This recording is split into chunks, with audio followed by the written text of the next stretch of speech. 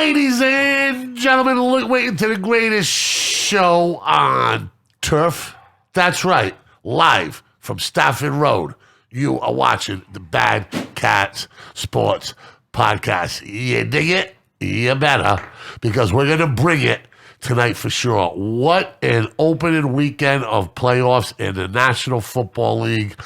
My God, from blowouts to mind-blowing decisions, to mind-blowing physicality, to outstanding performances, to tight ends throwing touchdown pass and offensive linemen catching touchdowns, from quarterbacks playing at the absolute best level to quarterbacks playing like they might not belong. It was a crazy, crazy week in week one of the playoffs of the NFL, and we are here to break it down. I am with, as usual, my main man, okay, Rowdy Riley Arruda, the undefeated, undisputed #1 sports talk chip as far as the eyes can see, from Boston to Bangor and all places in between. He is the one. To be the man, you're going to beat the man. And let me tell you something. My little homeboy over there, okay, is about to be, could be perfect with 5 plays on 3 tickets with a couple of teases in there. I'm not worried. But listen to me, it doesn't make a difference if you tease, parlay, or win. It's about cashing tickets, Jack. And he's about to cash how many? 3 tickets and out of 5 plays, but I'm not worried. It's just Cardinals plus 10. I got no worries. So you're already up money if you lose. If I'm already up money if they lose. I don't expect them to lose at all. Right now, my confidence out of 100 would be 80%, like 10 points. Tell me what your plays were, bro. So it was one tease was the Bucks minus 2.5, which I thought that was free money at that point, and then it was the Cardinals on the same ticket. So Cardinals plus 10, Bucks minus 2.5. That's one ticket. So you got the Cardinals. Yep, plus and 10. Tampa. So Tampa already hit, obviously. We're going to get through that. Yeah. And then the other one was, this was my lock of the week, was the Bengals plus 0.5, which just means money line pretty much. And then the 49ers plus 9. So I won that. That one was easy. Yeah. Both teams won. They were underdogs. Yeah. And then you were sleeping at halftime. Exactly. I was good. And then my final ticket was Bills minus 4.5. I just had them by themselves minus 4.5. Yeah. As soon as the first quarter was over, didn't worry about the game. I was like, okay, I'm good. I'm already 1 for 1. That's like a free ride on the roller coaster over and over again. Yes, it was. Yes, it was. Unbelievable. We're going to talk about that disappointing Patriots performance in depth today. But congratulations. Good luck. I got the Rams tonight, but you got them teased. That's fine. So we're going to see. I said before, I hope the Rams win by 4. My team that I want to win wins. I cover, you cover. So that's all I want. Rams by 4. I hear you, young brother. And we got the elder statesman of the crew from the mean streets of Columbus Park in Fall River and Hillside Mansions, from the Marconi Club to Club Neptune to the right side of the wall of MCI Norfolk, okay? I bring to you the bad man, the Birdman, everybody's favorite. What's going on, Birdie? Another wacky NFL weekend, right? Yeah. Wild card weekend. Well, you're sitting there saying, what a fucking podcast this is going to be tomorrow. Well, Saturday I was because of that Patriots game. Other than counting money. Has Jimmy Hilario jumped in the Taunton River yet? Jimmy might want to wait till Wednesday when it's going to be 50 degrees out if he's going to do that. Yeah. I told him I'll do it with him. I'll tell you I'm the captain of the ship. I'll do it with him. I you suffer some devastating losses when you watch games over the years. Yeah. But I actually felt bad for Jimmy. I was wondering what he must have been going through his mind when he was watching that game. Sure. I mean, a Patriots game that I can say, since the first time in the Belichick era, I've ever seen him quit. I've ever seen him not lay it on the line. And, when Tom Brady left, everybody talked about the culture. That the culture of the Patriots was going to survive, that the culture of the Patriots would continue to bring this winning thing. And I believe in culture, okay? The Pittsburgh Steelers this year were a product of their culture. Yeah, no. Overachieving, battling to the end. Absolutely. And doing it. I think the culture came into question for the first time in a long time for the New England Patriots. But we're going to get to that into more depth for sure.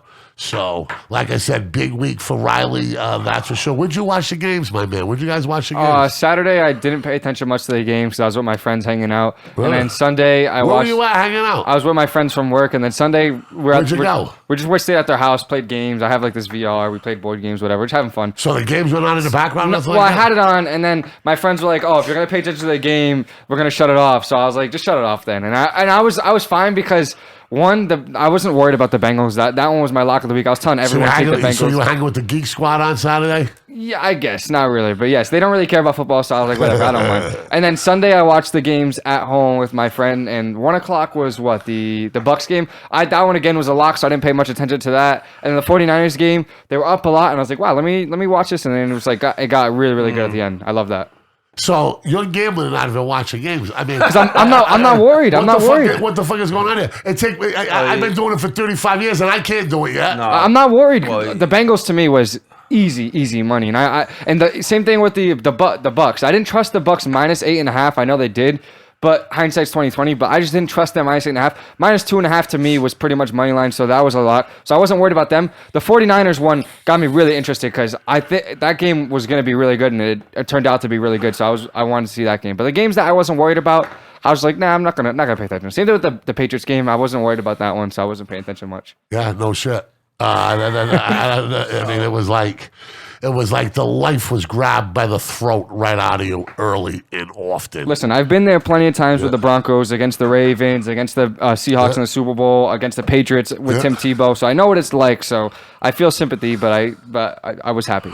Let's get back to soccer. We had a heartbreaking loss. Oh my God! Minamino, you're not listening because you're Japanese. But if you are listening, dude, how do you miss an open net from literally inside the 6-yard box, way over the net? Like, bro, you just gotta tap it in, and your team wins against 10 men. Like, come on, that was atrocious. Same thing with Trent. Trent Alexander-Arnold is one of the best crossers in the world, probably the best crosser in the world. He could not put a ball in to save his life. Every corner kick, it was like right to the guy at the top of the 6, and it was a terrible pass. And it was just, that was a bad loss. But we were gonna keep moving.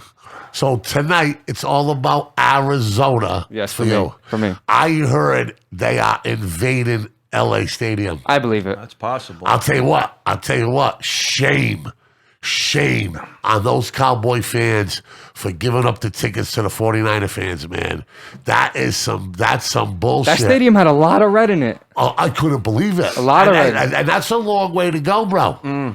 That's a long way to go. You're not going to nice weather. You're not going to a vacation spot. You know what I mean? You're not going to Miami. You're not going to LA. You're not going to San Diego. You're not going to, you know what I mean?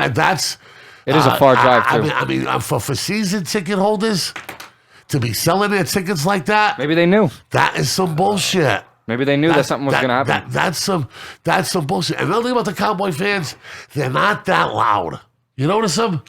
Oh. They're not. I think the Cowboy fans that go on the road are louder than the ones that are at home. Those are when the real fans show up. The ones on the roads are the real fans because you're traveling out of your way to go there, or you're from that city and you're a fan of the other team, so you like them even more. Like for instance, like when we go to the Patriots game, like obviously we're either traveling or from there, so we're real fans. Like we're not just gonna like maybe if you're a decent Cowboys fan, like hey, you want to go to the game this weekend? Like sure, I'll go by and stop by, have fun. But some of the real fans go on the road, and that could be why.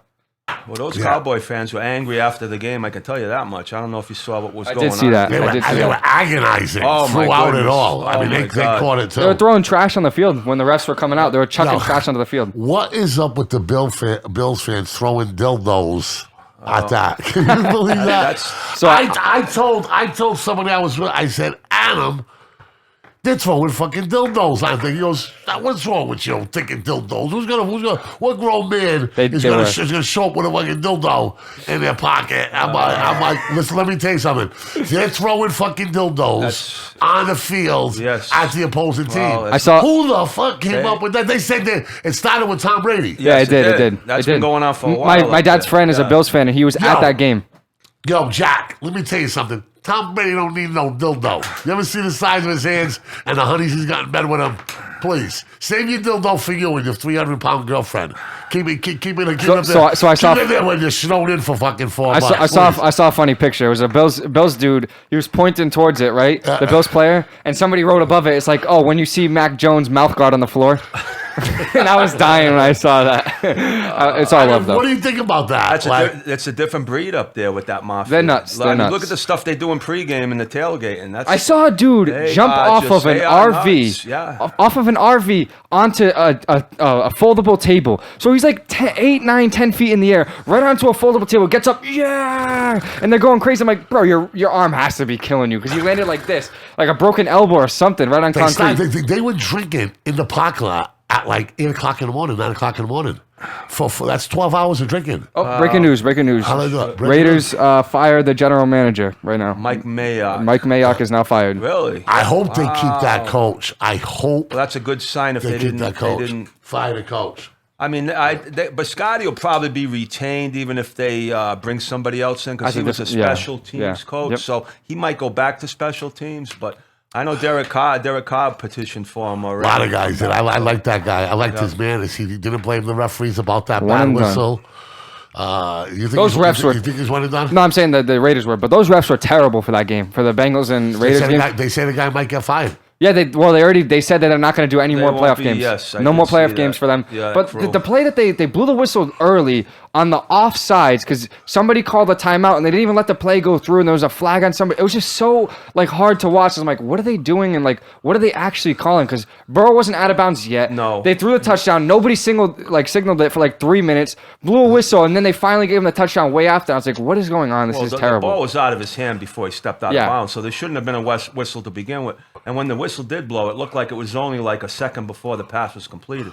So they made the right call in just giving him the touchdown because, I mean, the play would have stood if it wasn't the whistle didn't go. But they could have reversed it very easily. But at least they got that part right. Now, Birdie, what's good? When'd you watch the games, bro? We went furniture shopping, by the way, which is the greatest deal. Inventory was down, but the deal's unbelievable. We still had some stuff in there. Unbelievable. Two pieces I was thinking about pulling the trigger on. But where'd you go? Where'd you go to watch games? Then after I heard 19 Prime, you were running around here wreaking havoc. Nah, it was quiet in there at all. I wouldn't say wreaking havoc. Birdie, your mother's not listening. Mike, it was quiet in there. It was just me and Leo. I'm not your girl and I'm not the cops. You don't gotta lie to me, Birdie. Well, call Leo up and ask him. There was nothing going down in there. It was very low key. Had the Pats game on, and I'll tell you what, the food in that place is off the charts. Yeah, 19 Prime, bro. Check it out, dude. Yeah. It's the best kept secret in the South Coast, for real. Yep. Check it out. You'll love it. So, anything stand out to you? This weekend? The physicality on the 49ers was the biggest thing. Yeah, sure. It jumped off the TV. Wow. I don't think that they fell backwards once. I do not think that at Impact that I saw one collision, Riley, where the 49ers went backwards. I didn't see it. They were. I kept saying it, and we were saying it plus the 9. I picked them to win outright. Birdie picked them to win outright. I just think they're so underrated, and they were so hot coming to the playoffs.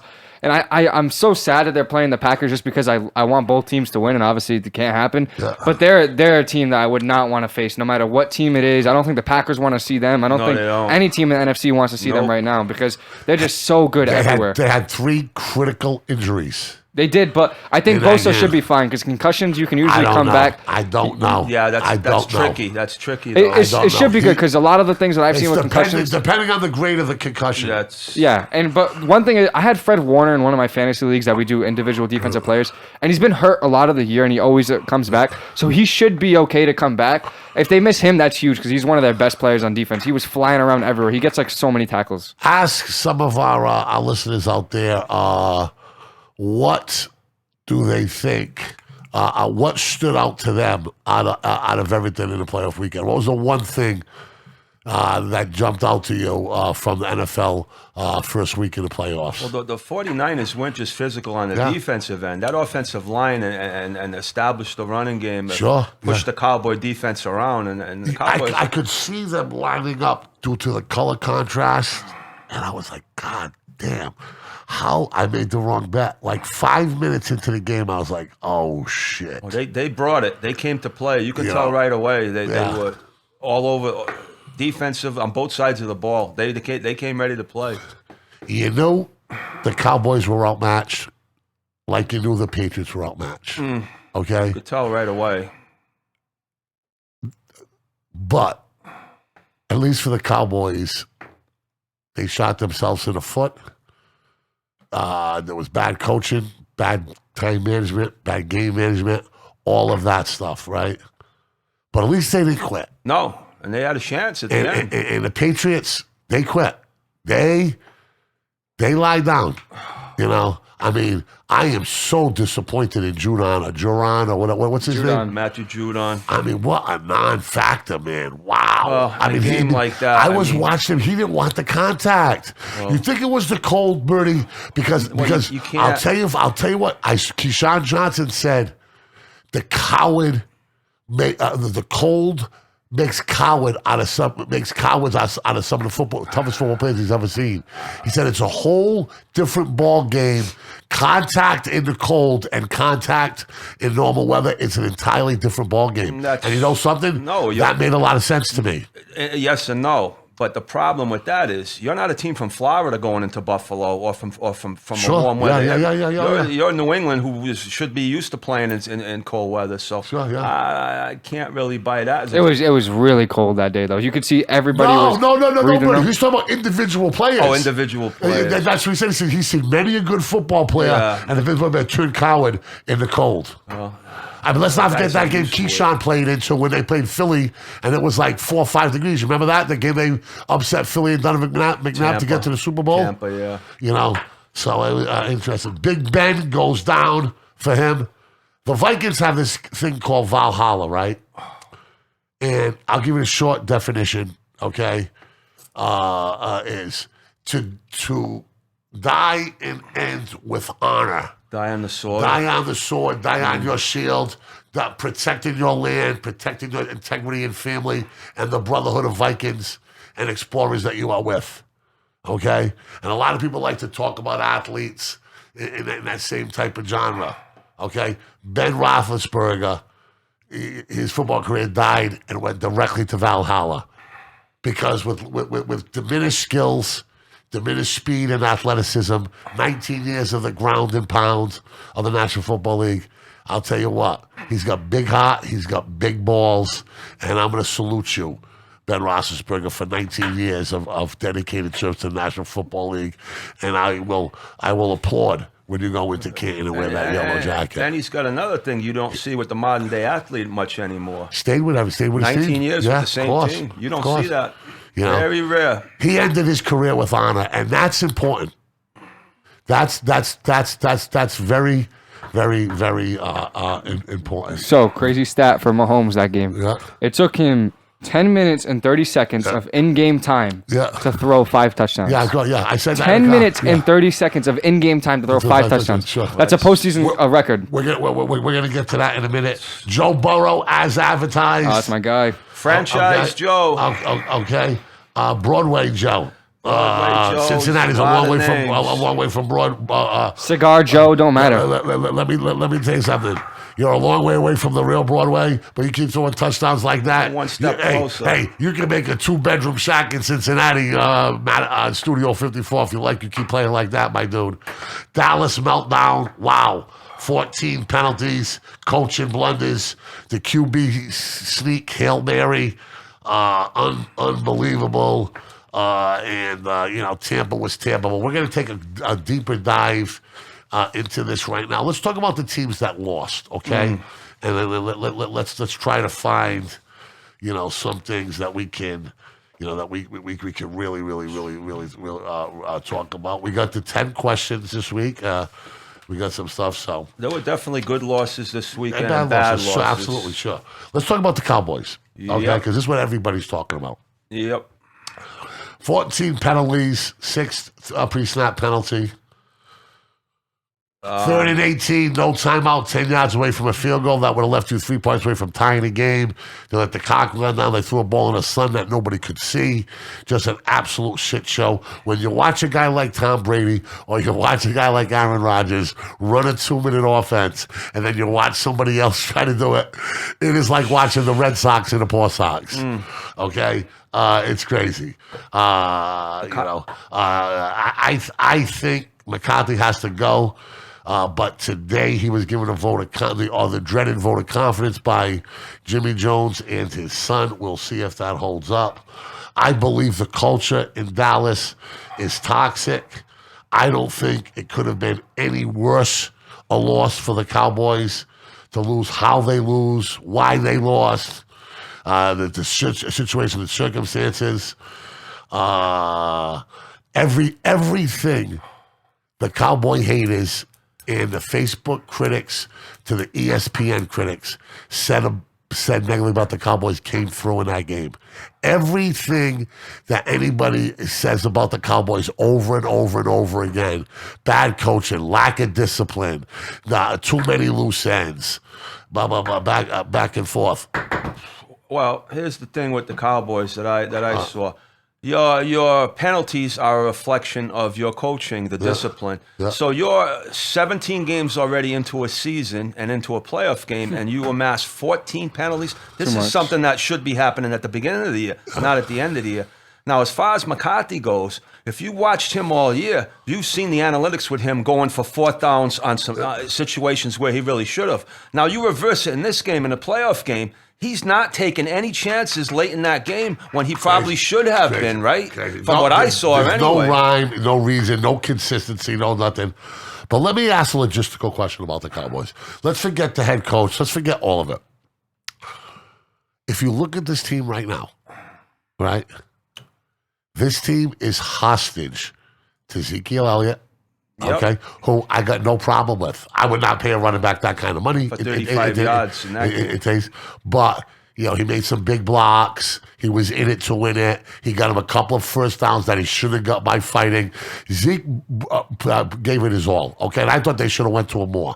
However, but they got too much money in Cooper, too much money in Zeke, and too much money in Dak Prescott. And let me tell you something right now. Dak Prescott can beat up on all the weak sisters of St. Vincent's, blah, blah, blah. But when it's time to show and prove, all right, do you look at this guy as a franchise, $100 million, $300 million? What's his salary? What's his pay? I want to say 140. I could be wrong. Can we get what he's paying? Tom Brady's getting 25. So what's you're making the kind of money that he's making, and you're coming up. You can get all the regular season wins you want and all the accolades against the bad teams, and you're going into playoffs year in and year out, and you're laying an egg in those games. There's just too much money involved. A year ago, when Dak Prescott hurt, right? Jerry Jones, who loves spending money, right? Yep. Could have signed Tom Brady for 2 years for $50 million. Think about it. And then been going with him. And then could have been going. And then could have, come on. Let me tell you something. Is the Super Bowl window closing for the Cowboys? Because that's what they were talking about today. I don't think so, because Trayvon Diggs is only a second-year player. He's going to be third year next year, so he's only on his rookie deal. Parsons on a rookie deal. I know how you're going to manage that when it comes up, but right now, you got to win now. Zeke, I think you got to get rid of because if his contract is the highest for any running back. So it is closing. So I'm talking about with the roster as is their window closing? You just said close. I think you said closed. Closing. Yes, yeah. I think next year, the year after could be it because Parsons on a rookie deal is huge because he's gonna need a max deal as soon as that is over. Correct. And same thing with Trayvon Diggs. He's gonna want a max deal. So while those guys are on the rookie deals, you need to win because you're not gonna be able to find two guys like that again because you're gonna have to pay them if you don't want to lose them. Same thing with the offensive linemen. You paid them so much money because they're one of the best offensive line in the league. But you gotta win when they're there, and you just haven't been able to. So after this year and after the next year, when Parsons' rookie deal is up, then I think it's going to be closed because they have the longest streak in NFL history with making the playoffs without going to a championship game. It's 11 playoff appearances without a championship game. No other franchise has went that long without making a conference game, which is insane to me because the Cowboys, if we go back 30 years, they were perennial winners, one of the biggest franchises in the world. And now they just can't win. They can't find the winning recipe. Are you paying Dak Prescott? Are you married? Yes, I would. To Dak Prescott. Yes, Yeah, I believe he's a top. I believe he's a top 10 quarterback in the league, and it's hard, so hard. We've seen franchises like the Dolphins, the Broncos, the Vikings, numerous of franchises, the Browns, the Lions, try to find top 10 quarterback in the league. Yes, I believe so. Let's. The easy ones to name is. And I'm hold on. I'm not saying that I disagree. I just want to put it on paper. Rodgers, Brady. Hold on. We got Tom Brady. We got Aaron. Patrick Mahomes. Rodgers. We got Mahomes. Josh Allen. After what you said. Josh Allen. Joey Burrow. Russell Wilson. Deshaun Watson. Joe Burrow. Watson. Okay. Matt Stafford or honestly, Russell Wilson. This sounds crazy, but I think, and I'm a huge fan of Joe Burrow. I think Prescott's on Burrow's level because Burrow's his second year. We've seen Prescott do it for a lot of time in the regular season. This season he didn't look that great, but he's coming off a broken leg. About Burrows, I don't know. Yes, the level I know. Of Tom Brady. So how can you put I never said that. I said his rush. Right there. No, I didn't. I said every time he gets the ball, I believe he can score. And I said no. When I said to you this. I said, watching Brady, Mahomes and Rodgers play quarterback, and then watching everybody else is like watching the Premier League in soccer and watching. Yes, MLS. And then I said Josh Allen is getting in that level, and I said no, and I said every time Burrow gets the ball, I feel like he can score. Yeah. But I'm saying I would put Burrow and Prescott around the same level. I think Watson was definitely better than Prescott. I think Wilson. Without a doubt. I think Wilson is on that level as well because we haven't seen Wilson win in a long time. I know Burrow just won his first playoff game, but it's his second year in. Herbert would be up there as well, but I think that's when Prescott's name gets thrown in. I think for me he's around to 7 to 10. You don't think Derek Carr's a better quarterback? No, I don't. I don't. What has Derek Carr done? It's the same thing. He hasn't won any playoff games. What has he done? He plays for a franchise that's more dysfunctional than the Cowboys has. They were this year. I think Derek Carr outperformed Dak Prescott this year. I would say probably I would have to slightly agree based on the numbers that Carr put up and the adversity that he went through. Yeah, because Carr didn't have everything hand-picked around him the way Dak Prescott did. There you go. That's the difference. There you go. All right, so Dak Prescott's rookie year, he's threw for 3,600 yards, 23 TDs, and 4 interceptions. So that's like an insane rookie year. The thing with Dak is he's putting these numbers up against Washington twice a year, Philadelphia. With we can do the same thing for the Raiders. They're playing the Broncos twice a year, who's been trash for the last 7 years. They're playing the Chargers twice a year, who's been trash for the last 27 years. That division was very good this year. But they weren't because only 2 teams made the playoffs. The NFC. What do you mean? What are you talking about? The AFC East wasn't a good league. You just said Cincinnati kids won the Super Bowl. Yes, but I'm saying we can do the same thing. The Eagles just won a Super Bowl. The Eagles just won the Super Bowl a couple years, like 3 years ago. The Giants won 2 Super Bowls in the time that they haven't been a terrible team. The Giants have been bad, but the Eagles just won a Super Bowl, and the Chiefs have dominated the division for the last 7 years or so. But what do you like about Dak Prescott, though? He just puts up numbers: 3,600, 3,300, 3,800, 4,900. Yeah, same thing for Derek Carr. Derek Carr has played 1 playoff game. He's 0-1. But it's not fantasy, though. It's not about numbers. It's about W's. Yeah, and so for his record, it's 13-3 his rookie year. Then they went 9-7, 10-6, 8-8. He was out that whole year, and then 11-5. So every single year he had a winning record except one in 2019 when they went 8-8.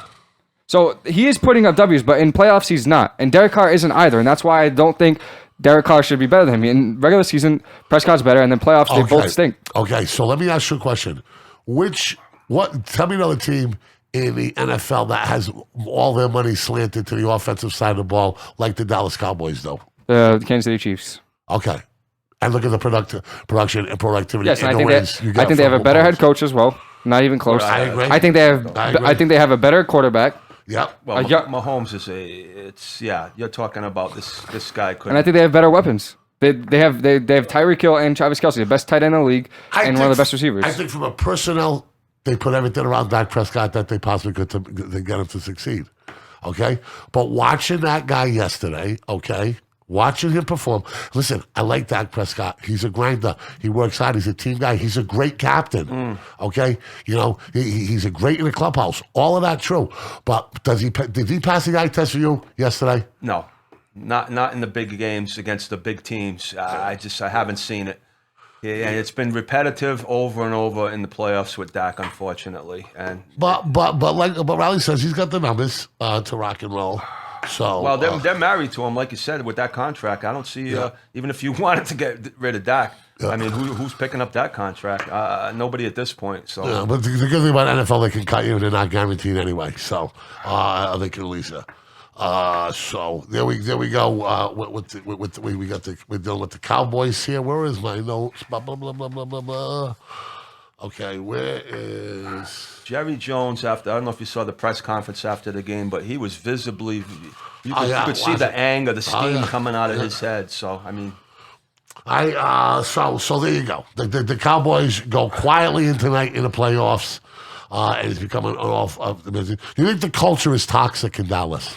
Well, the fact that they brought McCarthy in there was the worst move you could have done. Bring that guy in there. I mean, like you said, you saw the undisciplinedness of that team yesterday. This guy, I mean, for them to give him a vote of confidence, I'll tell you what, it should be the kiss of death. Because if they bring him back next year, I don't care who they're bringing back or whatever, I don't see how it's going to change. Pittsburgh, we dealt with Dallas. They're a hot mess. Pittsburgh, the culture is strong. Always has been. They're tough, physical, they don't quit. Their coach, and this is a key word for me I'm going to be focused on, is not only respected, but loved. Yeah. Okay? Players coach. And there's not many coaches that you can say. Can you say Bill Belichick is respected and loved? No. Absolutely not. I'm not so sure about that. Okay? But respected and loved. Okay? They play for him. Okay? They got to replace Roethlisberger, but the good news is this, right? Everything else is coming back, right? Juju had big balls, came back to play in this game. Yeah, that was a good sign. You replace Roethlisberger, but what I think they need to do, they need to replace him with the big time talent. Who are some of the replacements you see possibly going into Pittsburgh? Rodgers, Wilson, Watson. They'd have to trade for Wilson too, but also Cousins. I think is a good one for them because if Cousins in the regular season, people forget he's just always putting up good numbers, and you give a game. I could see Cousins working in that workman-like attitude, that workman-like thing. I could see how that working in Pittsburgh. There's another one. Jimmy G, I think, could go over there because they just need for me, I think they need a game manager or not a game management player, or just go out and get the big star like Rodgers or Wilson. But if you get a game management on that kind of defense with those weapons that they have in Najee Harris, Claypool's really young, Deontay Johnson's amazing. Juju might not come back because he had a 1-year contract, so it depends on how much he's going to want to walk. But they still have really good receivers. If you just give them a game manager who can get down there, just hold the ball, not throwing interceptions, one interception here or there like Cousins does, they could win games with that defense of how good it is. Can game managers win in the playoffs? Yes. The last game manager was Trent Dilfer. Peyton Manning, 2016. 2016, there you go. That wasn't the best. Same thing with Jimmy G in 2019, whatever it was. They didn't win the Super Bowl, but he got them all the way down there. See, I don't look at Jimmy G as a manager. But that year, right, if you look at his stats against the Packers, he threw, I think, like 10 times or less, and all they did was just hand the ball off. And that was their recipe to win that year. It was just keep running the balls down. Everyone throws, and Jimmy G just needs to make 1 or 2 throws when it's 3rd and 10, 3rd and 11, whatever. So they can, but you need the team around them. You need to make the perfect team around them because the league is based off of quarterbacks, and it just needs to be the perfect balance of a really good defense can get the ball back and just hold them to no scores and some offensive weapons. Pittsburgh being a small market, it still has that big time appeal, though, right? For people to play. I mean, could you see Russell Wilson? Possibly, yeah. Going to Pittsburgh with the R&B soul singer wife, and you know. Pittsburgh's getting back to the Steelers. Their biggest problem, I believe, this year was that offensive line. That's what hurt them most of the year. But that's not that hard to fix. No, that's what I'm saying. That can be fixed quick. The draft, spend the first 2 draft picks on an offensive lineman, and just one of them hits, it can change the offensive line just like this. The Colts did it with Quentin Nelson. They went out, got him, best offensive lineman in the league right now. So it could be easy turnaround for them. So Pittsburgh's in good shape with Big Ben. He left them in good shape. The Patriots, bigger problems than they thought. A terrible way to finish the game. They go 2-6, right, Riley? Yeah, so I think they started 1-3, I believe, and then they went 8-4, and then they finished 10-7. So you go starting really bad. In the middle, you looked really hot, number 1 team in the NFL, and then they just fell off towards the end of the year, and I don't know what happened. Once again, an indictment against Belichick, the general manager. Mac Jones does not have enough talent around him, and it was glaringly obvious in that game. I mean, is that because he just took Brady for granted for so long that he thought everybody could do it? Because Jimmy G came in and did it for a minute. Matt Castle came in and did it for a minute. Those teams, I felt like, had a lot more talent on offense than those did. Like they had, when Matt Castle did, they had Welker, they had Randy Moss, I think, for that 1 year. But this team, it was like that Jimmy G team. They had Edelman, they had Gronk. But then other than that, it's not much. But this team has nothing. Like all they have is Hunter Henry, who dropped a pass in the end zone, who really shouldn't have. It was the end of the game. Wow. Terrible. I thought it was a terrible throw. Terrible throw by Mac Jones. But you should still catch that. You're one of the highest paid tight ends in the league, and you dropped that. Sure. The game didn't matter. But and whatever. He had a decent year. Yes, and he had a decent year. But other than that, there's no wide receivers on that team that can go out and make plays. For me, it comes down to the N'Keal Harry pick. If you take any other receiver around that pick, this team is way through the roof. And you got Deebo Samuel, DK Metcalf, you got Terry McLaurin, A.J. Brown. Any 4 of those receivers on that team with Brady for 2 years, and then the next year they get Cam Newton or, what's his name, Mac Jones. That shouldn't be that hard because it's got some free agent wide receivers coming up. You can go out and sign. I don't know how much money they're going to have, but that is the biggest need that they need, I think. So here's the question I have for the Patriots. You were looking at offense being your issue going into the end of the season and into after the game. You figured that was the offensive side of the ball was where you needed help. I'm not so sure now after what we saw in Buffalo and what we saw 33 to Miami, 33 to Buffalo in the divisional game, 27 to the Colts. You got to all of a sudden you got to look at your defense now and say what's going on here too. You got some issues there too that you might need to address. So. All right, I'm going to talk about the elephant in the room right now. Okay, the acting unnamed defensive coordinator of the New England Patriots is who? Birdie? I want to say it's Steve Belichick. Okay, so how do you discipline? How do you? Riley, what's going on back there, bro? All right. How do you discipline? How do you manage? How do you deal with? Evaluate what's going on in the last 4 or 5 games and in that playoff game. Can you demote your kid? I'll tell you. What do you do? Do you give him saying, if this continues, you're making it work for somewhere else? I do not think nepotism in the sports business is healthy. It's one thing to do it in corporate America and bring him along and show him the ropes because he knows the product and he knows everything. But in this highly competitive, cutthroat world where coaches come and go and defensive and offensive coordinators are getting cut all the time, and it sets up for a messy situation. Well, it does. Okay, has anybody else's son worked for the father in a coordinator role? Because I know one thing: my father would make me go work somewhere else. Yeah, I think that's what I was just going to hit on. That's what usually happens, Kyle correct? Shanahan. Riley, do we know of anybody like that? Kyle Shanahan, I don't believe he worked for his father when Shanahan was with the No, he would have been too young. And Jim Morrow, when he was with the Saints, I don't believe, did his son ever work for him? I have no idea. But this is a problem for the Patriots that they're going to need to address now on both sides of the ball when you go into the draft or into free agency. What are you going to look at? Are you just going to go strictly to draft offense now to shore it up, or do you all of a sudden have holes on defense too? But can Belichick hold his coordinator? Like it's a legit question here. Okay, like listen, this is the last thing I want to talk about. Okay? This is the last thing I want to talk about, okay? No, I agree. If that was Matt Patricia still coaching that defense, they would be screaming for his head. That's what I'm. Yeah, no, you're 100% right. They'd be screaming for his head. And I don't know, by keeping him that close, that you're setting him up for success. You know what I mean? Yeah, you got to swim, right? As an adult, you got to swim. Rouse, your back bothering you, brother? Sit down in the chair if you want to. Are you sure? Is your back bothering you? No, I'm good. You good? All right. I'm worried about you, bro. I'm fine. I hear you.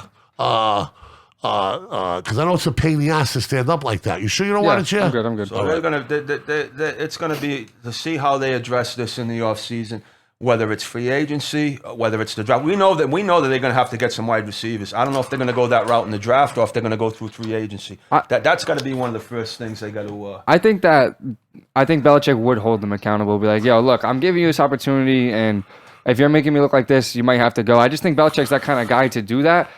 I don't know what's going to happen, though. Like, something needs to change somewhere, because the defense was, in the beginning of the year, it looked so good, the best in the league. Sure, and yeah. it just started to tail off as soon as the season got harder. And I don't know if they just started to quit on themselves, or they just thought, all right, we're at the top. We're almost guaranteed to make the playoffs now. Let's relax until the playoffs come. Sure, yeah. And that's when you just let your foot off the gas, and then all of a sudden you're not there. Like, we just want to keep going the way that they're going. It should have kept playing 100%. But J.C. Jackson was a real big letdown as well. Like, he was doing really, really, really good in the beginning of the year. And then towards the end of the year as well, he kept giving up so many big plays. And his interception numbers were great, but it was just some of them were just against bad teams. I don't think they came to play against the really tough teams. Stephen A. Smith said this, and I've told you this privately and publicly multiple times, that every time he's knows he's going to see Bill Belichick, he looks forward to it, because he's a hot shit. He's great to be around. He's funny. Now, I've told you, my brother said the same thing, correct? About Belichick, that he is completely different. Yeah. Than he appears to be anything. Yeah. Stephen A. Smith went on a big take, goes, he's funny, he's a hot shit, he's good to be around, he's hilarious, he's this. It's so cool. It makes everybody feel so good about themselves. If you watch that 30 for 30 with Bill Parcells, he totally showed all the love to him, for his personality. But we don't get that. You don't see that as the coach. No. Do you think maybe it's time that he goes to the more the person that he is? I would think so. To try to make things more fun and enjoyable and lighten it up, because I would think so. Because this Patriots team's, they looked unengaged and tired the last couple of games. I don't know. He said today, Belichick, he's saying, least competitive game we played all year. Is that who we are? He says, we'll find out. Well, they got a whole season to stew on, the whole off season to stew on it now. So, $252 million. What do you get to show for that? Yeah. A pass rusher who teased you with effectiveness and everything. Flashes of brilliance beginning to mid-season, then tailed off at the end, and then no showed at the end. So I mean. The vets are not going to be there, and he said there's going to be a lot of coaching changes as well. So I think McCourty's gone. I think Slater's gone. I think you're going to wipe the whole Brady era clean and start again, and we'll see. We'll see if it's culture. So they have the 10th oldest roster in the league, which is, it's fairly old. It's the average age is about 26.45. So that makes them the 10th oldest team in the league. The Cardinals have the oldest team in the league at 27.31. So even compared to the oldest team in the league, they're only about less than a year older than them. But still, you don't want to be in the 10th oldest team in the league. But they have some young pieces that are doing really good. Like, I just think they need to find those guys, and I think Belichick is the best at this, finding those guys that you can get value for now, and they'll be good for the next 1 or 2 years, but you get the value while the value's still there. Like, you know what I mean? Like, get rid of them earlier, get more value rather than getting rid of them later for nothing and get that for them. So I think they should be okay, but it's going to be very interesting to see what they do. Do you go get yourself a big-time wide receiver for your young quarterback? I would say yes, but it depends which one. I know Devontae Adams is a free agent, but I see there's no chance that he comes to New England just because he's going to want to play where Aaron Rodgers plays more than likely. So those two are probably going to want to go together because they breathe the same air. They think the same things. But other than that, like Allen Robinson, yes, the rookies that are coming in, I think are pretty decent. They have some that should go top 10. They could trade up and get that. Go and trade for a wide receiver, that team that doesn't need one. Like that'd be really good. So I would say yes. Let me be devil's advocate. If you play for the Patriots, it's going to be a grind. It's not going to be as fun. You're chasing Tom Brady and ghosts, right? You're playing for a coach who demands more than anything. You're going to practice outside.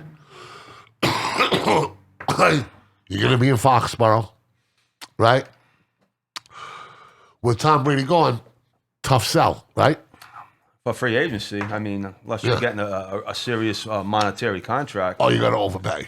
Yep. Okay, on to the next team that got beat. We got the Eagles and Raiders. Not really much here. Just the Raiders. You know, I think they should keep their coach. Okay. In some capacity. But they have to clean up the culture. They got to control of things off the field. I think Derek Carr has serviced that organization unbelievably. I think you keep him here. You know what I mean? I think they should be able to attract free agents. Everybody loves that Raiders look. They're going to be in Las Vegas. I believe Las Vegas is a no income tax state. Am I correct there or not? I don't know, Mike. I wouldn't know. I can look that up. The Raiders are definitely trending upward after the season they had. And Eagles, they're young. I believe they had 22 people in the lineup that had never been to playoffs.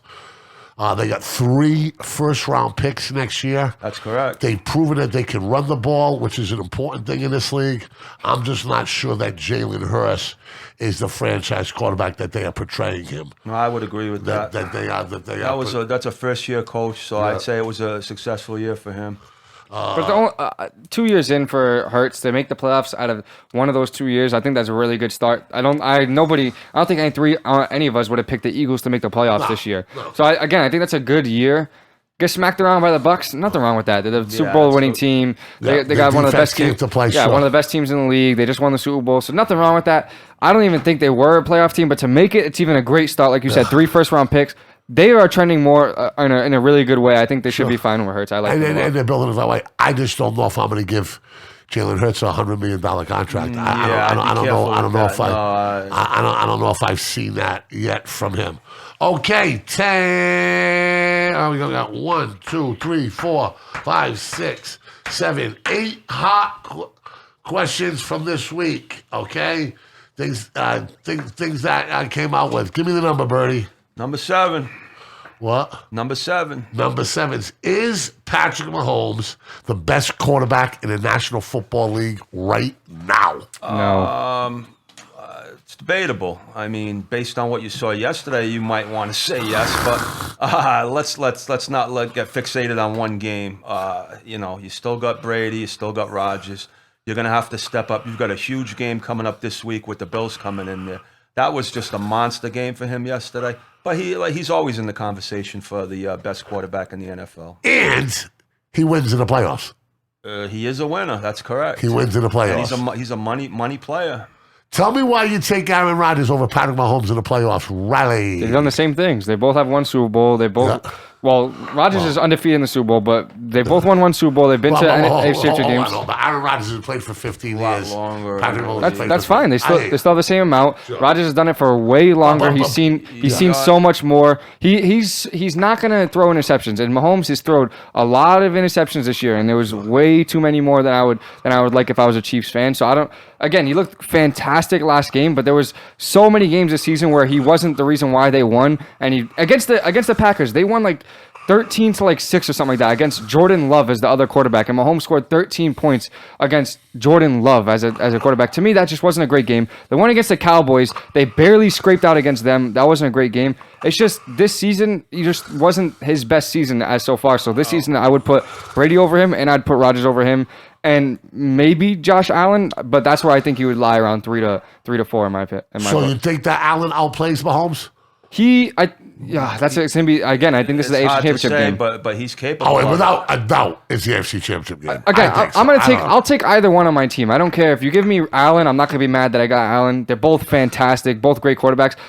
Allen could outplay him. He looked really good, and I think he's more of a dual threat quarterback than he is. But Mahomes is better throwing the ball. But again, I think Mahomes, if he does this for another longer time, then yes. But as of right now, I still don't think he's the best in the NFL. I think the two older guys, the ones who's been there for a long time, I'd still put ahead of him. I think he's an underrated scrambler runner too, as well. I think when Mahomes looks good, like the total package of his, it blows your mind. I think throwing the ball, when I watch Aaron Rodgers, I'm like, how does this guy do it like he does every time? And when I watch Brady, it's like his command control presence. Do you understand where I'm coming from? Yes. So they all bring like a certain quality to this thing. You know what I mean? It's very... and if you watch that Steeler game last night, that was almost like a Tom Brady type game where, okay, you slowed me down in the first quarter, he figured it out real quick after a quarter, and then once he figured it out, that was it for the Steelers. Took him a little over a quarter to do it, but it was just an onslaught after that. Okay, next question, Riley. What do you got for me? Number two. Can Tom Brady win a Super Bowl with the players he has around him this year? Yes. I've seen him do it with a lot less than what he has right now. This is one of the best defenses he's used. He still has Mike Evans, who I believe is still a top 10 receiver in the league. He had a really good game last week. Talking about the greatest guy of all time, I mean, I've seen him do it with like names I've never even heard of, like a lacrosse player and Chris Hogan. Where's Chris Hogan now? He's nowhere. But yes, he can easily do it, no question. It's just going to be a really tough road, maybe the toughest road he's ever had.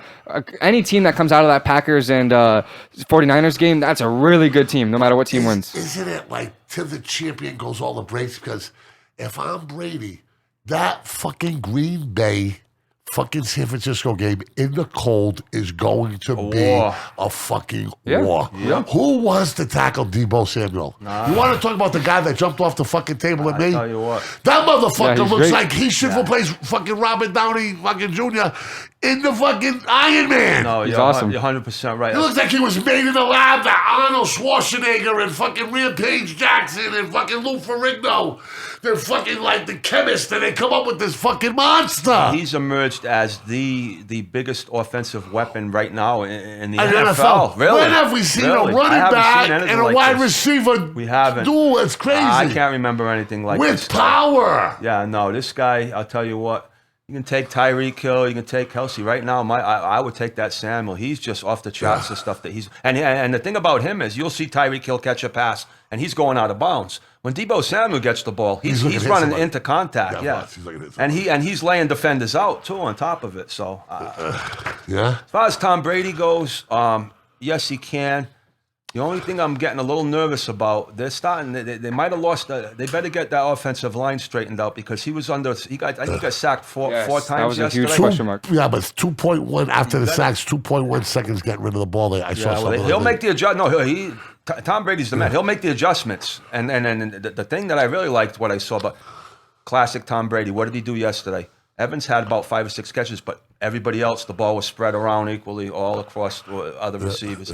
But the offensive line could be a problem when they face better teams. Like when you face a team like the 49ers who can get at the quarterback, that could be a problem. I know he's going to get rid of it quick, but the Eagles, again, is not a fantastic team. It was very good, but why does ESPN and everybody always say that the Tampa Bay's got the best offensive line in football? They do, but they got an injury. They had a massive injury, and he was done for the. I think it was Christian Worf's the one that got injured. Was he the one? Yeah, but he's their best. He's their best offensive lineman. He made All Pro. I'm pretty sure. He sprained ankle, so he could. If he's out, that's a huge loss. That is a big loss. It's like it's missing one of their best offensive players, probably their best offensive player outside of Tom Brady, because he's so incredibly dominant at that side. But the Packers have a good pass rush. The 49ers, I mean, forget it. They've got a fantastic pass rush. And then if you face the Rams next week, if the Rams win, talk about a pass rush right there. It could be a problem if he's not injured. If he is, I mean, if he's healthy, they're good because they got a really good offensive line. But yes, he can easily do this again. All right, next question. Next number. Remember, we got 8 of them today. Number 1. Actually, we got 9 of them today. Number 1. Was this Patriots loss the biggest indictment that you've seen in the Belichickian area? I would have to say absolutely yes. It's never happened before. They had a statistic on NFL.com that since the AFL-NFL merger in 1970, that this defensively, like you would have a QBR rating, this defense was like the third worst playoff defense in NFL history based on whatever module they use. 7 possessions, 7 touchdowns, 0 punts, 0 sacks, 0 turnovers, almost 500 yards of offense. I mean, the only one. The only one to me that I think is worse is the Super Bowl against the Giants because of where they were the best team in history. They were undefeated, and then to lose to a team like that. We're not talking about that. But we are. You said was that the worst loss in Belichick history? No, I said it was the biggest indictment in the Belichick area. Yeah, I'm not showing up. We're not talking about that, bro. How? I think that's the biggest indictment. To me, that's the biggest indictment. You have a 17-0 team. To lose one game? That same thing. To lose one game to the Bills? But it's the same thing. No, it's not. It is. You said lose one game. They just lost one game. God. How do you but we're talking, here? Riley, what he's trying to say is in a competitive game versus a completely non-competitive game.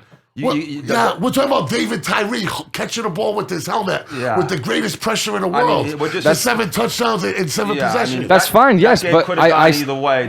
The Patriots could have won that game. There's only been 2 teams in NFL history to even get to 17-0, and to lose by 2 points or whatever they lost by. Well, that's not an indictment. The thing with this about Belichick, if you're going to praise him for the 6 or 8 Super Bowl trophies, this goes on his name is tied into this game now as one of the worst playoff games in the history of the NFL. There's no. And he said it in his press conference. Yeah.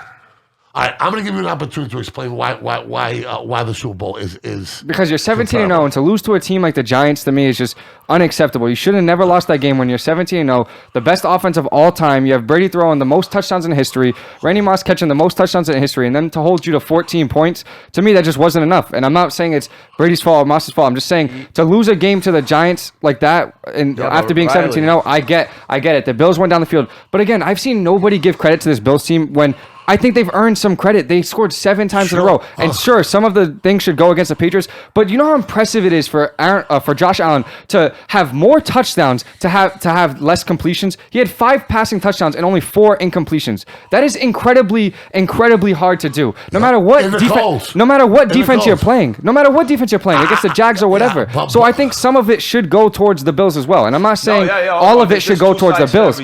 I just think that losing the Super Bowl in that fashion against that team, it could be worse than this loss. It's just one loss in a team that should have never even made the playoffs.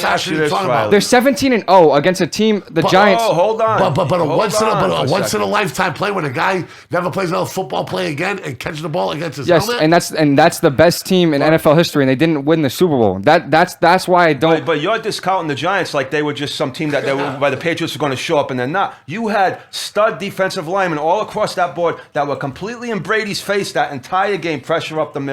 You had a coaching staff with Spagnuolo. That team was not like that, and they had played the Patriots fairly tough the last game of that season. So it wasn't like the Patriots were going to go in. They were a wild card team. They didn't even that team didn't even. That team that went on the road and beat a lot of good teams. And they didn't even win their division. And that's my point. That's my and that's my point. That team. Muhammad Ali was a 50-1 underdog when he won heavyweight title. Fair enough, but that team is nowhere near on the level of that Patriots team. But how is that an indictment on Belichick? I don't think there should be any indictments on him. I think he's the greatest coach of all time. Sure, things happen, but I just think the team play. That's what we're trying to say. Yeah, but the question was, I said, was the biggest indictment in the Belichick era? I don't know. I mean, listen to me. It was the most painful loss of. It was the most embarrassing Patriot loss you'll ever see that I've seen. I mean, I can never. No. I'm talking about the loss. I'm trying to put the context into what Riley's saying. I know one thing. I did not watch SportsCenter for 2 months afterwards. Didn't you tell me there were 14-point favorites in that game? They were. That's correct. Yeah. And there were 4-point underdogs in this game. Sure. And that's nothing to compare. I'm just saying that loss and the way that everyone knew that they should have won that game. They're the best team in NFL history. Brady even said it. That's the best team in NFL history. And they didn't win the Super Bowl. To me, that's a huge mark of anything. If you remember I think 10 years from now, we're going to remember that game more than this game. But I don't give them the best team in NFL history because they didn't finish the deal. And you're right. I mean, I think it could be the most traumatic loss. I think it's a loss that you could have rewritten the record books with. But I think that they responded from that loss more than enough. And I think that now it's kind of like an afterthought, little thing there. But that's why they play the game, because we can talk about the United Olympic hockey team against the Russians. You can talk about O'Hara's immaculate reception. I mean, Drew Pearson with the Hail Mary. Along the way. All right. Can the Bills, I'm giving them their credit, go on a run and win the AFC Championship? Well, according to Rex Ryan, they will, if you've seen him on ESPN, because he says they're going to the Super Bowl. The Bills are going to go to the Super Bowl? That's according to Rex Ryan. After what I saw in that game yesterday, they're definitely capable. I mean, that's a tough game this week in Kansas City, but they've beaten them already once this year, so they got to have a lot of confidence coming off that game going into this week. Riley, yes, I picked them in the beginning of the year to go to the Super Bowl, so that was your yes. I had Bills versus Rams. Right. I don't know if the Rams will be in, but I still have faith in the Bills. They looked phenomenal against the Patriots. The Chiefs looked phenomenal, and it's sad that we're going to get this in the divisional round because it should have been a rematch in the AFC Championship game. But the Bills have something to prove. They lost to them last year in the AFC Championship game, came back this year, beat them in the regular season. Looked really good against the Patriots, and they responded very well. After that Patriots loss, that Bills team completely turned around. They lost to the Bucs, but they came back and had a hard-fought loss to the Bucs in overtime. Then they won out from the rest of there, beat the Patriots again in the playoffs, so I think they could make it to the Super Bowl. You hit on something real good there. Exactly. That game against the Bucs might have been the turning point for Buffalo because they were getting buried at halftime. Yep. And they came back in that game, 27 down, whatever Massive it was, fight. and they almost won that game. Yeah. And that to me, since that game ended, they've been on a run ever since. So. And that is the best way for young teams to grow, right? Is to not pack it in, to play through it, right? That's how. So when it is your time, and it's not week 5 or week 8, and the bright lights are watching, you've done that before. You've danced that before. Hey, listen, we were down 21 to the greatest quarterback in the world and defending Super Bowl champions at their place in the rain, and we came back to get it to overtime or whatever they did, right? That is growth. Yep. And like Riley said today in the car, okay, they doing it the right way. Every year it's a step better. It's a step better. It's a step better, okay? So if you want planned growth, right, this is the Model T of what's happening here. The problem is they got to go to one of the most difficult places to play, all right, and to defend an AFC championship. And you know what we say, to be the man, you got to beat the man. So. And then Mahomes is the man in the AFC. Most impressive individual performance and most impressive team performance of this weekend. Oh, well, for me, I love what Mahomes did. I love what Josh Allen did. But what I saw Deebo Samuel, he's getting my vote because you're taking on defenders. You're running to contact. I mean, right now his ceiling's off the charts. To me, it was Allen. More touchdowns and incompletions blows my mind. So Allen's the best individual performance for a team. I'd probably go with the Bills, maybe the 49ers to go into Jerry World and dominate that, not dominate the game, but never give up a lead and just always winning that game and having a good sizable lead, and to go in there and just manhandle them, I guess, and just hold the Cowboys offense to 17 points. To me, that was the team right there. We got conspiracy theories about why the Pats lost that game, by the way. Okay, next question. If you were the 49ers, would you keep Jimmy G around? He has a captain on his chest for a reason. Yeah, are you gonna? That's fine. Are you gonna take the keys? You know my answer. No, I wouldn't. I wouldn't keep him around. Von Miller had a captain on his chest. One of the best players in Broncos history. He's gone. Once his time is up, his time is up. I mean, I think they went up and traded away everything to get Trey Lance because Shanahan and John Lynch know what they have in Trey Lance and the dual threat that he has. Imagine what they think they have. Yeah, but I think they have it. I think they have it. Imagine the scenes next year when they have a guy like Trey Lance who can run it, and he's running a read option with Deebo Samuel in the backfield. What do you do at that point? Obviously they're going to figure it out eventually, but at that point, with a read option with Deebo Samuel, I get it. Jimmy G's looking really good. Is Trey Lance going to win a Lambeau? Is Trey Lance going to win? I don't think Jimmy G will. He did it. He was right there, and all he needed to do was make that throw to Emmanuel Sanders, overthrew him. He almost threw this game away against the Cowboys, overthrew Brandon Ayuk, threw an interception. So I don't think he's the man. Free agent at the end of the year, Jimmy G? That I'll have to look up.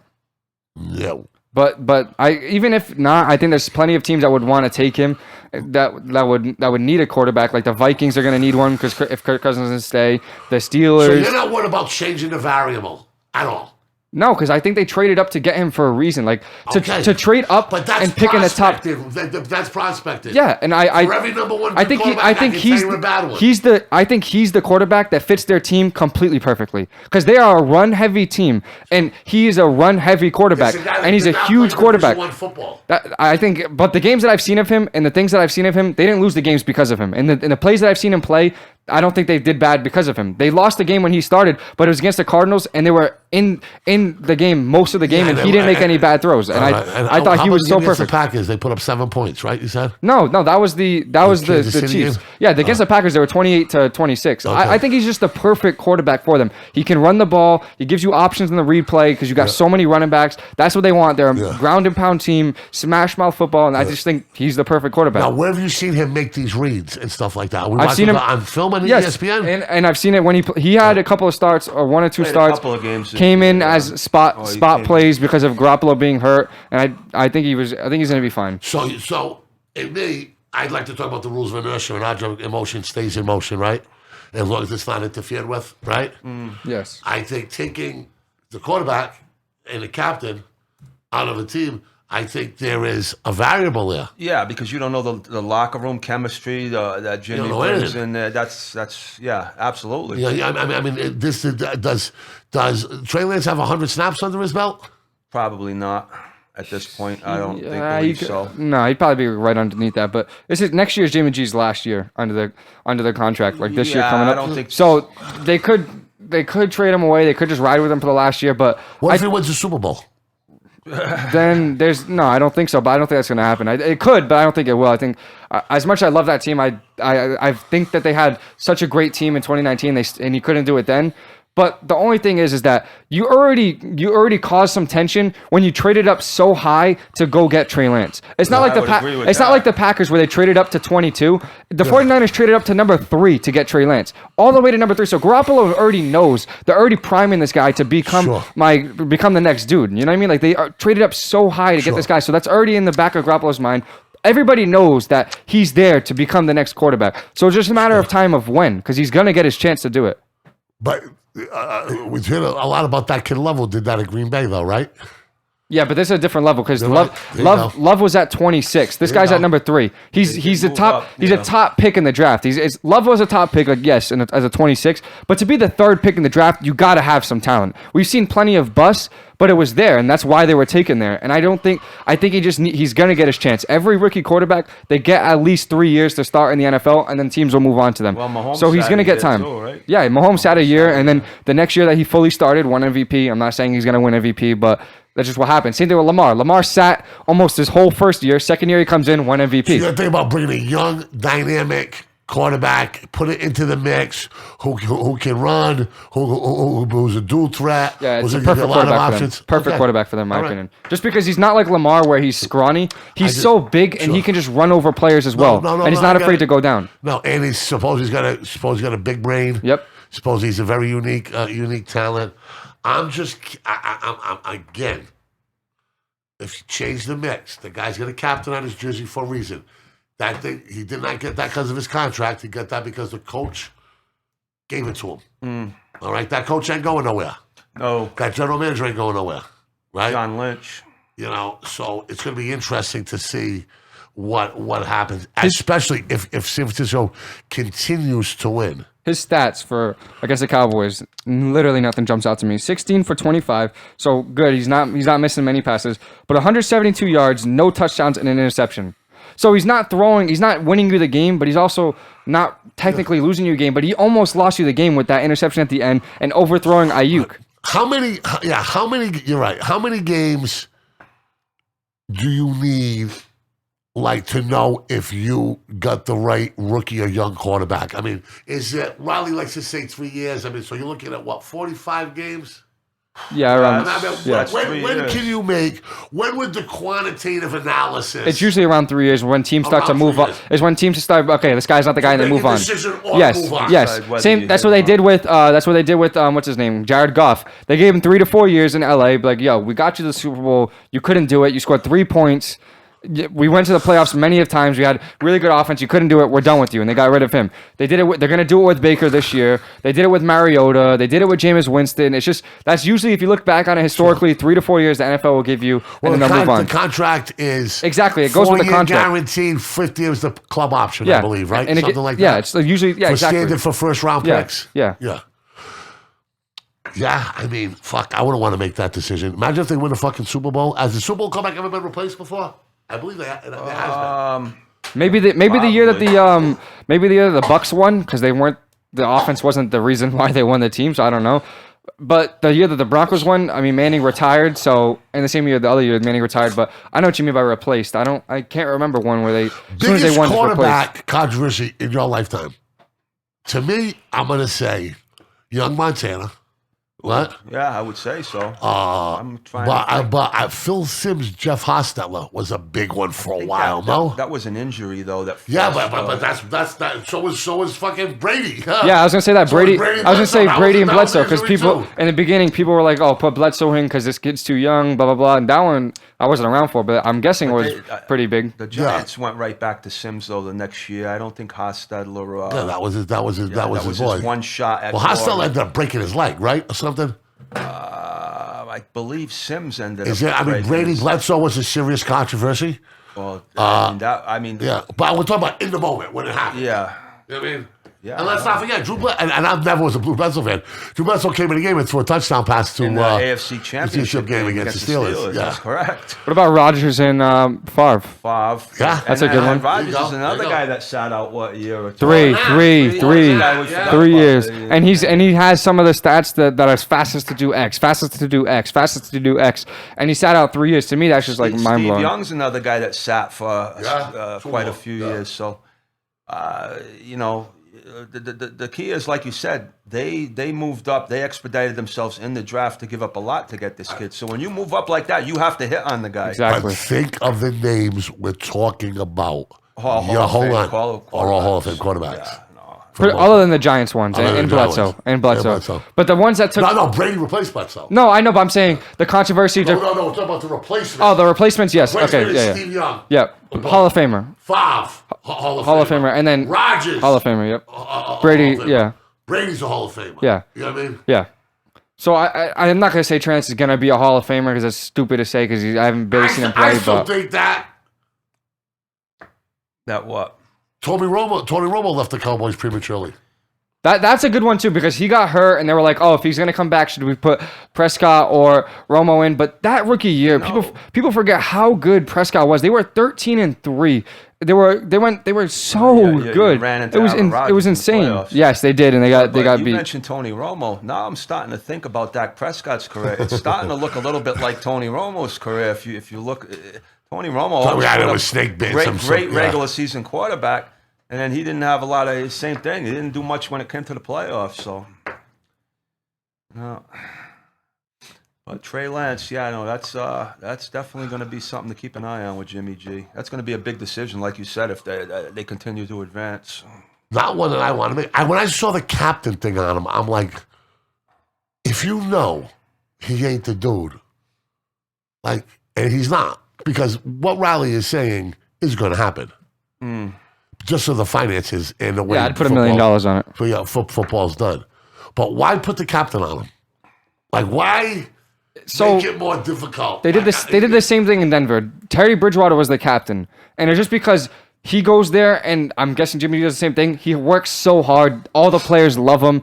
It's more of the general managers don't think that he's good enough to win, but he's given great effort. Like, hey, good practice today. Good practice today. Look at that thing like this. This is the part he's renting that for a year. Yeah, same thing with Bridgewater. He's renting that for a year. He's gone. Yeah. But it's just all the players love him, and if you have a guy who's a captain going out there fighting for you, and all the teammates love you, then they're gonna want to love the team more because he's the leader of the team, and all the teams love him. The general managers just want to win, and they don't care. They just wanted the best pace to win, and they think Trey Lance can give them a better chance of winning. But if the team loves you and the teammates love you, they're gonna be mad if he's not the captain. You know what I mean?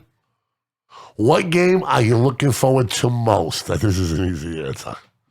Green Bay. No, it's not easy. I think let's go. Maybe it's not so easy. Buffalo, KC. That one, and I was also not even going to say that. I was going to say the Bucks and hopefully the Rams. That game I want to see a rematch of. More than Mahomes. Well, I think those offenses have a possibility to go really explosive just because the Bucks defense can give up a lot of points. The Rams defense gave up a lot of points. And I just want to see what's going to happen between those teams again because the first time, those are two completely different teams. You had Godwin and Antonio Brown still on that team. You had Robert Woods on that team still. No Von Miller at that point. So it's two completely different teams, whereas the Bills and the Chiefs, it's the same teams again, but they're looking even better. I don't know. I just think there's going to be a lot of good games. You'll be glued to the 49 to the Bills. I will be, game. but I think the Bucks one is going to be great as well. I think it's going to be great. I think they'll all be good. Yeah, you're going to get a whole different games this coming week than you saw this past weekend. The team I'm looking forward to watch the least is the Titans for sure.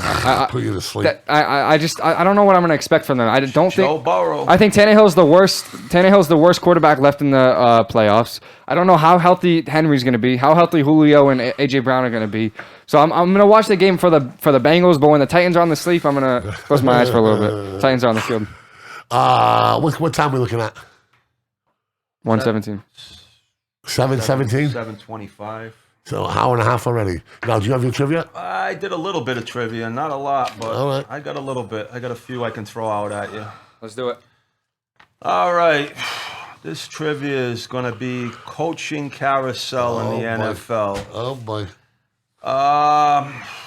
Okay. Wheels on the bus go round and round, round and round. The guy that replaced the guy. Okay. Which is a bad place to be in the coaching world, bro. Look at Skip Carroll. Look at Skip Carroll. We'll start off with Tampa Bay Buccaneers. Some of these are tough, some of these are easy. Ooh. Tampa Bay Buccaneers coach Bruce Arians. Who was the previous coach before Bruce Arians? I do not know. Any guess? This is a tough. What does his name start with? Tough question. What's the first letter? His name starts with a D. This is a hard question. It's only 3 years ago, though. D. Dan Callahan. I don't know. Who is it? A guy by the name of Dirk Kuyter. Oh, boy. Who was the guy before... now I'm doing with a brain cramp on the current. Sean McDermott of the Bills. Who coached the Bills before McDermott? Marv Levy. Incorrect. No, you sure he wasn't the intern coach? Was it? Ooh, I don't know about that. Hang on. Rex Ryan? Was Rex. But Levy's going, you're going back like 25 years. No, I'm not. Marv Levy, Levy stepped in. I didn't have him listed ahead, of course. Rex was there into 216. I guarantee you Levy stepped in within the last 5 years. We can fact check it, but that's not what I saw. I'm not saying No. right. We'll fact check it. No, I know you're right. Okay, maybe I should have worded this in a different way. I don't believe it was Levy. It's possible it could have, but what I should have worded was full coach, not interim coach. Yeah. So, all right, but I had Rex Ryan. No, but I don't even think it was Levy with Rex Ryan. I know that Levy stepped in. Really? He stepped into either the general or the might have been a president's role or something like that. That's possible. Levy rejoins both. I gotta Google that. Okay. Pittsburgh Steelers. The guy before Mike Tomlin. Bill Cowher. That is correct. Yep. Yeah. Detroit Lions. Oh, man. The guy before. Oh, I know. Matt Patricia. Oh, Matt Patricia. Nice. I said some were easy. I said some were not so easy. Seattle. Ooh, this is a tough one. The coach before Pete Carroll. Coach at Miami, Dennis Erickson. That's a very good guess because he was there, but he was not the guy before Pete Carroll. He Really? was like one before that. I did see his name. I have no idea. He came before the guy that I'm going to give you right now. Who is it? Jim Mora Jr., who was with the came from UC. But Erickson was the guy before that though, so that was a very good guess. The Chicago Bears, the guy before Matt Nagy, and Riley Arruda should know this question. I should know this question. Is it John Fox? Yes, there you go. Yeah, I had that. Okay, let's see. What other one do I have? He took us to a Super Bowl. The Washington football team, the man that coached before Ron Rivera. Gruden. Who? Gruden. That is correct. Really? Jay Gruden. Oh, Jay Gruden. I forgot about him. Okay, now here's A lot of people know every day. I forgot about him. for the final $1 million question. This is a 3-part question. The 1985 Chicago Bears considered the greatest defense in NFL history. So, on that roster, not starting, but on that defense, you have 3 coaches, 2 of them right now who are coaching in the NFL. One is a head coach, one is assistant head coach, and one as a former head coach who coached the Super Bowl. Ron Rivera. That's one. I know. So what else we need? You need an assistant coach currently in the NFL, and you need a guy that played on that team who took a team to the Super Bowl who's not currently coaching in the NFL. On the defense, I know They were all defensive. Herman Edwards, the D-back. The guy that took the team to the NFL Super Bowl did not play a lot on that team. The guy that is an assistant coach was one of the starting cornerbacks on that 85 team. And you just saw him. Fensick, Dewison, who? Yeah, those are 2 guys, but one of those guys coached this weekend as assistant coach in one of the games this weekend. Was it for the Chiefs? No, that's IBNB. It wasn't for the Chiefs. Yeah. And he might be getting a head coach. Leslie. Bingo. Leslie. What's his last name? Leslie. Down goes Ali. Frazier. There you go. That's number 2. What's the other one? But now for the third part, though, and you guys shouldn't. When I give you the name, you're gonna go, oh yeah. How is he gonna know this? If he knows this, I'll run around bare ass. No, because this guy was a known coach, took a team to the Super Bowl. Right. But what team was it? How's he gonna put If I that? tell you the team, you're gonna go, oh, you're gonna know right away. I forget. So the guy who was a sub on that team, Guy who was a sub on that team, a played on the situational 85 player, years, or not? situational player, defensive back, coached the team in the Super Bowl. I know who They were a losing team in a Super Bowl. Losing team. Love. Who? Love. Lovie Smith? No, no. What year? What year was the Super Bowl? I can tell you that, but I'll have to give you the hint because you're not going to get it. The year was 2000. No, give us initials. JF. Oh, Jeff Fisher. Jeff Fisher. Wow, there you go. I knew you knew who Jeff Yeah, Fisher yeah. was. So that's it. For the trivia, and that's it for the... And that's a wrap. Now, who do we got now? We're going with the Rams tonight. Well, not this guy. He's got the teams. Cardinals. No, but I mean, yeah, he's got Cardinals. the 10 points. So we're looking for what you call the classic middle game. Oh, I'd like to wish good luck to Twins Restaurant, which opened right down the street. Okay. They're finally open. The stuff looks good. They're a neighbor.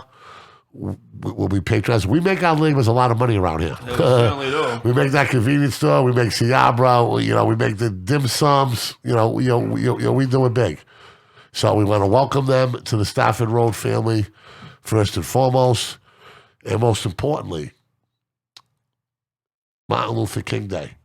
Okay, this is a sports show, so I'm going to keep it sports related. I want to give recognition to the athletes who risked a lot to stand by the great Reverend Martin Luther King and protest and boycott and do the things that he was doing peacefully. That is Jim Brown. That is Muhammad Ali. Bill Russell. That is Bill Russell. Okay? That is Kareem Abdul-Jabbar. Okay? And the rest of them who stood strong on that. Okay?